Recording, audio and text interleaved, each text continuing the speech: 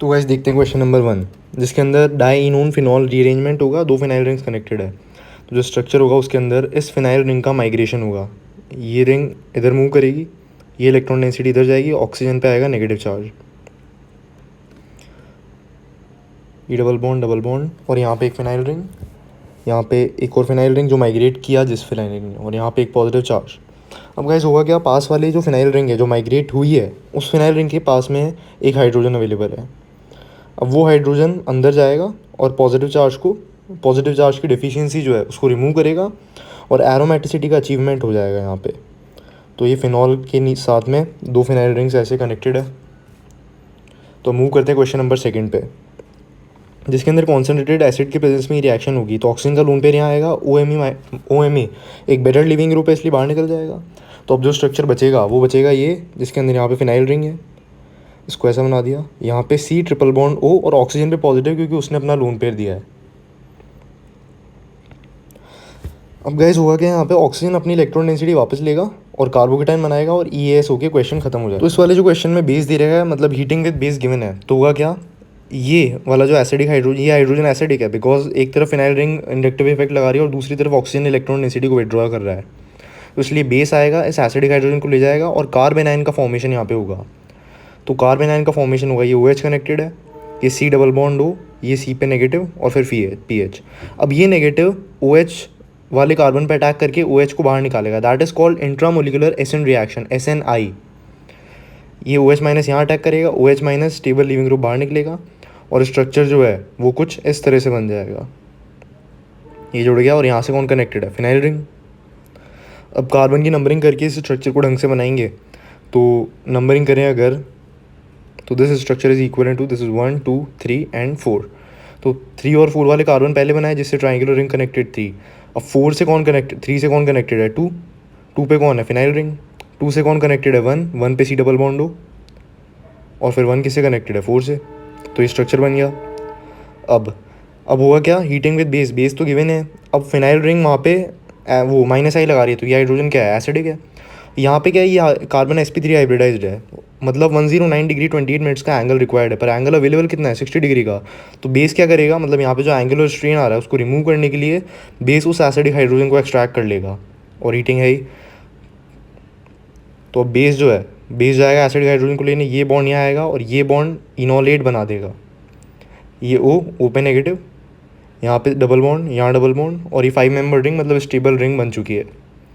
तो गाइस अब प्रोटोनेशन होगा सिंपली, और प्रोटोनेशन के बाद में ये इस तरह से स्ट्रक्चर कंप्लीट हो जाएगा। तो गाइस अब क्वेश्चन नंबर 4 की अपन बात करेंगे, जिसमें जो क्वेश्चन है वो ये, अच्छा पहले कंसेप्ट देख लेते हैं, कंसेप्ट क्या है जो कि रिक्वायर्ड है क्वेश्चन में।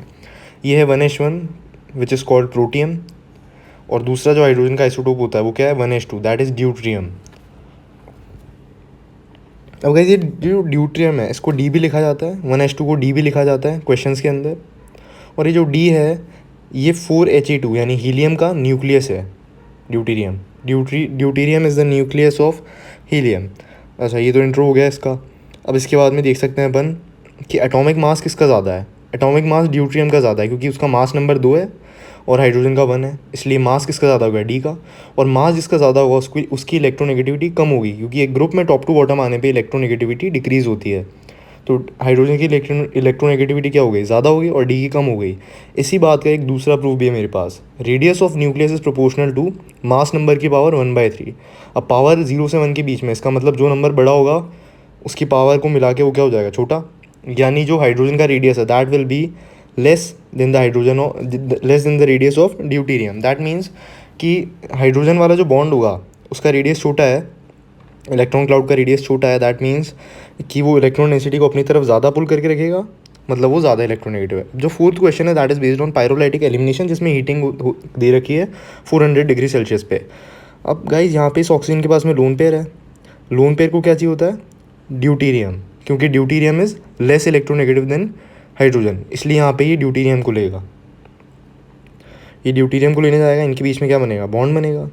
ड्यूटीरियम लेस इलेक्ट्रोनेगेटिव है इसलिए आसानी से मूव कर जाएगा, हाइड्रोजन ज़्यादा इलेक्ट्रोनेगेटिव है तो मूव नहीं करेगा इजीली। यहाँ पे डबल बॉन्ड क्रिएट होना स्टार्ट हो जाएगा, और ये D किससे कनेक्ट हो गया, उस वाले ऑक्सीजन से, यहाँ बन गया डबल बॉन्ड, और इस वाले ऑक्सीजन से कौन कनेक्टेड है, deuterium.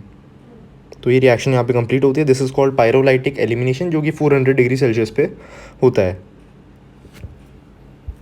So as simple as that. इसका ही बी पार्ट जो है दैट इज क्वेश्चन नंबर 5। उसके अंदर डी की जगह एच दे रखा है और एच की जगह डी दे रखा है, इसलिए मैंने समझाया था आइसोटोपिक इफेक्ट।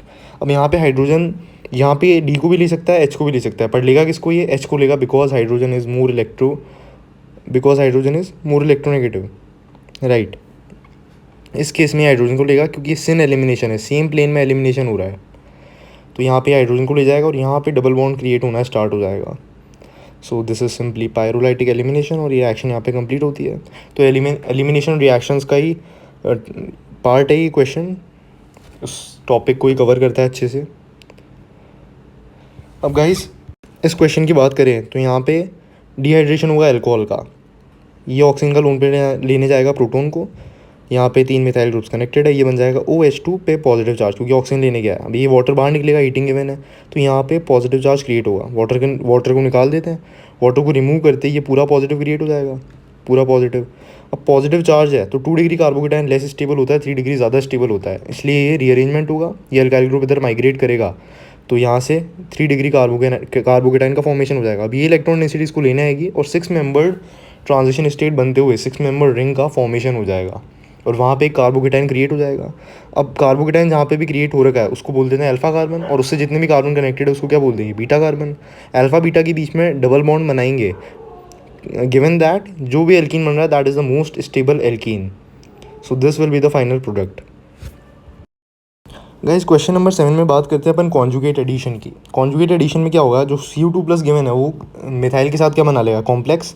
कॉम्प्लेक्स बना लेगा। मिथाइल पे क्या होगा यहाँ पे डेल्टा माइनस और कॉपर पे डेल्टा प्लस। अब डेल्टा माइनस अटैक करेगा यहाँ पे, ये इनोलेट बना देगा, ऑक्सीजन पे नेगेटिव चार्ज आएगा, क्या बन जाएगा? इनोलेट। पर क्योंकि अपन जानते हैं कि थर्मोडायनामिक इक्विलिब्रियम में जो कीटो कंटेंट है वो ज़्यादा होगा as compare to enol content, therefore ये जो डबल बॉन्ड बना है, ये जो इनोलेट बना है, ये वापस किस में चला जाएगा? टॉटोमराइजेशन होकर किस में चल जाएगा? कीटो कंटेंट में, because keto content keto dynamic equilibrium में ज़्यादा फॉर्म में पाया जाता है। नेक्स्ट क्वेश्चन की बात करें तो क्वेश्चन नंबर 8 बहुत ही इंपॉर्टेंट और अच्छा क्वेश्चन है।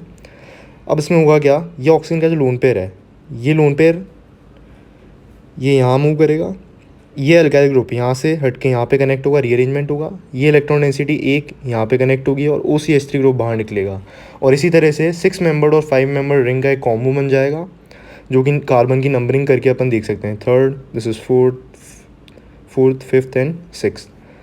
अब एक तो बनेगी 6 मेंबर रिंग क्योंकि ये वाला कार्बन इससे कनेक्ट हो गया, और एक बन जाएगी 5 मेंबर रिंग, और एक MEO- जो है वो बाहर निकल गया है मैकेनिज्म के थ्रू, तो ये तो डबल बॉन्ड OH+ होगा, H+ को रिमूव करेंगे तो डबल बॉन्ड O बन जाएगा। फिर 2 सेकेंड नंबर कार्बन से कौन बॉन्डेड था डायरेक्टली? 3rd number carbon.